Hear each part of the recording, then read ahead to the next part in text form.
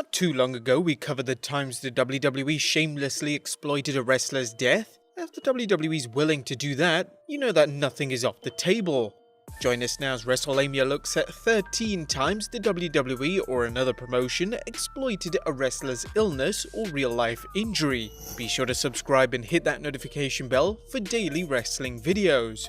Number 1. Eddie Gilbert's broken neck. Second-generation wrestler Eddie Gilbert was working in the WWF as enhancement talent when he was involved in a serious automobile accident that resulted in a broken neck.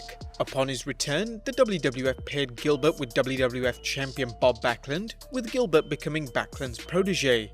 In true wrestling fashion, this pairing was made to further a feud between Backlund and the Masked Superstar. The WWF matched Gilbert up against the Masked Superstar, with the Superstar hitting 2 neck breakers on Gilbert as announcers Vince McMahon and Bruno Sammartino reminded fans of Gilbert's car crash and broken neck. After winning the match, the Superstar delivered another neckbreaker to Gilbert, this time on the concrete. This was before promotions padded the ringside area, leading to an injury angle and Backlund's quest for revenge.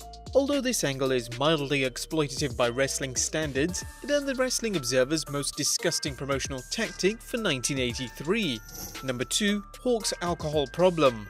By 1997, the WWF's risque storylines were more common, and they felt a so-called adult storyline could help get the Legion of Doom over more, despite their already legendary status. Thus, the WWF concocted a crazy tale of Hawk, who had battled drug and alcohol problems, turning to illicit substances to cope with the addition of new LOD member Puke, aka Darren Drozdoff. Green with envy, as well as green around the gills from the storyline, Hawk's kayfabe struggles worsened until he threatened suicide, climbing the Titantron.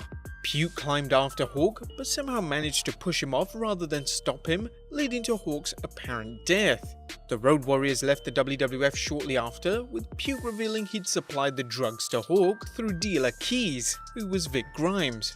Remember, when fans talk about the glory days of the Attitude Era, the good old days weren't always good, and there were some true turds like this tale. Number 3. Scott Hall's alcoholism in WCW. Once upon a time, it was common to see humorous renditions of drunken characters in film and television, but as social sensibilities changed, this became less common, simply because too many people were all too familiar with the ravages of alcoholism. By 1998, Scott Hall's out-of-control drinking had landed him in trouble with the law, including an arrest for allegedly keying a limousine at Orlando, Florida's Diamond Mine strip club. WCW did the right thing, for the company that is, by running a storyline of a drunk Hall competing in the ring. For example, Hall battled Conan at 1998's Fall Brawl, with Hall's valet/bartender Vincent providing him booze throughout the match. Hall's on-air alcohol consumption did nothing for taming his real-life personal demons, and the storyline featured such unforgettable moments as Last Call Scott Hall vomiting on Eric Bischoff. Perhaps that was the wrestling god's payback for WCW running such a disgusting storyline. Number 4. Brutus Beefcake's facial injury. While Brutus the Barber Beefcake rarely wrestled in the main event, save for his Megamaniacs team with Hulk Hogan, he was a constant uppercard wrestler, competing for a variety of WWF matches. In 1990, Beefcake was involved in a horrific parasailing accident, where a woman collided into Beefcake's face as she was being lifted in a parasail, crushing Beefcake's face. The damage was catastrophic, and according to Beefcake's memoir, Beefcake and Casanova, his entire face had to be reconstructed, with the actual surgery being the first time the doctors had performed it on a living person. Incredibly, Beefcake came through, and even returned to the WWF hosting his talk segment, The Barbershop. Beefcake wanted to return to the ring, but reportedly his fellow superstars were concerned with hurting him during matches, and the company was reluctant to bring him back. Finally, the WWF ran an angle where Beefcake made his comeback match during a Monday Night Raw episode in early 1993, with the Barber battling Ted DiBiase.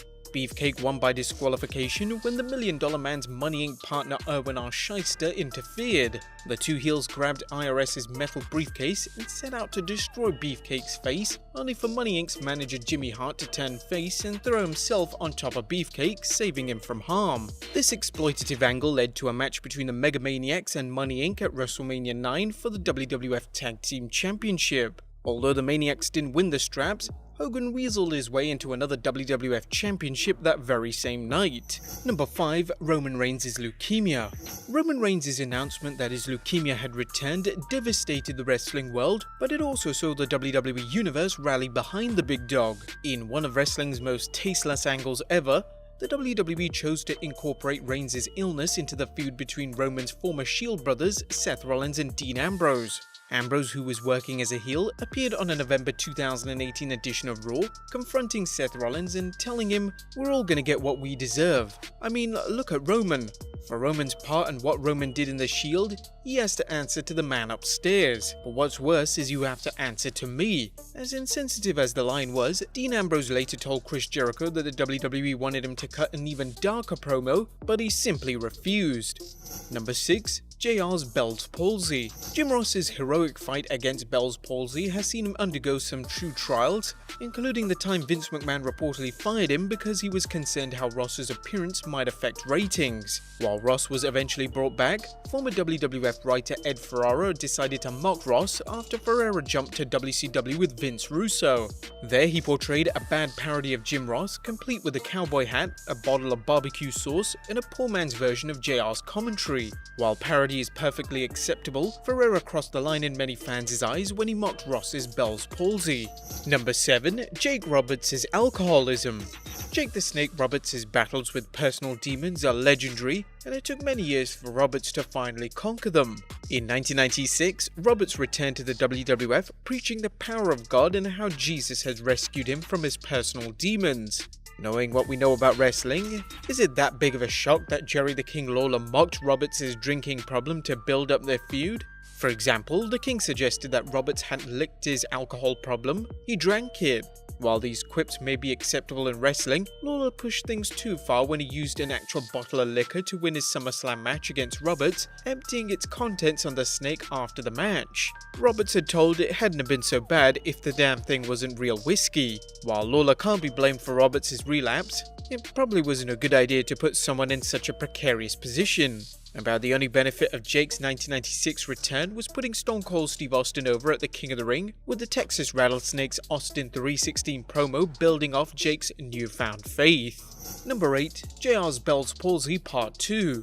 The WWE has seen some legendary feuds, but Michael Cole vs Jim Ross wasn't one of them. As bad as the program was, a remark made by Cole was even worse. During the 9th December 2011 episode of SmackDown, Josh Matthews told Michael Cole he was talking out of both sides of his mouth, to which Cole replied, "Actually, there is nothing wrong with my mouth, unlike JR's." We probably realized that wasn't thought up by Michael Cole, but whoever did, it's pretty low. Number 9. JR's Bell's Palsy Part 3. In 2012, Vince McMahon and Hornswoggle were in a backstage segment where Hornswoggle was doing a bad impression of Jim Ross. Mr. McMahon decided to share some pointers and donned a black cowboy hat yelling, "Stone Cold! Stone Cold! Stone Cold!" However, he also did so while twisting his face in a way clearly designed to mock Ross's Bell's Palsy. Number 10. Jim Duggan's Cancer. Hacksaw Jim Duggan's heroic battle against kidney cancer kept him out of action for around 2 years in WCW, but the promotion wasted no time putting his illness to putting someone over. In 1999, Bill Goldberg had just turned heel, and WCW booked Duggan against him, with Goldberg targeting Duggan's kidney throughout the match. This continued even after Goldberg won the match, with poor Hacksaw coughing up blood and doing a stretcher job, apparently WCW's way of celebrating Duggan's win over cancer. Number 11. Jerry Lawler's Heart Attack Part 1. You've undoubtedly heard the phrase, "as serious as a heart attack," so perhaps this is what motivated the WWE to capitalize on Jerry the King Lawler's real-life heart attack that occurred during an episode of Raw after he wrestled a tag team match against Dolph Ziggler and CM Punk. Several weeks later, the King returned to Raw, thanking the fans for their support, and as fans know, few happy occasions stay that way. CM Punk and Paul Heyman interrupted the interview, with Punk threatening Lawler and Heyman mocking Lawler's recent heart attack. Cheap heat? Yeah. Poor taste? Yeah. Typical WWE? Yep. Number 12, Jerry Lawler's Heart Attack Part 2. Dolph Ziggler has made many turns from babyface to heel and vice versa, even more times than the Big Show. With that in mind, the WWE likely figured it had to work hard to show his latest turn actually means something. In 2017, Ziggler had to take his latest step to the dark side after laying out Kalisto, but the WWE needed a little something extra to cement it. Thus, Dolph showed up on an episode of Jerry Lawler's The King's Court. Lawler pressed Ziggler for answers, only for Ziggler to remain mute. Long known for his ability to push people's buttons, the King found a way to get Ziggler to talk, but Lawler paid a heavy price for it. Lawler told Ziggler he's always been a loser, whether this was a babyface or a heel, with Ziggler responding angrily that Lawler always blamed Ziggler for his heart attack. Ziggler then superkicked the King in the chest, making it look as if he was trying to cause another heart attack. Number 13, Bob Armstrong's broken face. While veteran grappler Bob Armstrong was no roided out freak, he kept himself in shape with a rigorous regime including weightlifting. In 1984, Armstrong was weightlifting, performing pullovers with a weight believed to be around 200 pounds when the bench broke, causing him to drop the weights onto his face. The force actually tore Armstrong's nose off, leading to a $30,000 medical bill as plastic surgeons worked to save his face. Armstrong's injuries were written into a storyline in Georgia Championship Wrestling, where it was revealed that the much-hated Ted DiBiase had used a loaded glove to break Armstrong's face. Bob later wrestled in Continental Championship Wrestling as the masked babyface The Bullet. There, announcer Gordon Solly reportedly noted Armstrong wore the mask to conceal the scars from his accident after fans figured out Armstrong was The Bullet. And number 14, Jerry Jarrett's eye injury. Promoter Jerry Jarrett wrestled for several years before founding the Memphis-based Continental Wrestling Association, wrestling there as well. Unfortunately, Jerry lost sight in his right eye, one story being an eye infection caused it, forcing him to all but retire in the early 80s. Memphis wrestling was never known for its highbrow storylines or characters, as Memphis's cartoonish style of wrestling predated the WWF circus-like atmosphere by many years, and saw assorted storylines where heels targeted Jarrett's bad eye or his good one, hoping to blind him.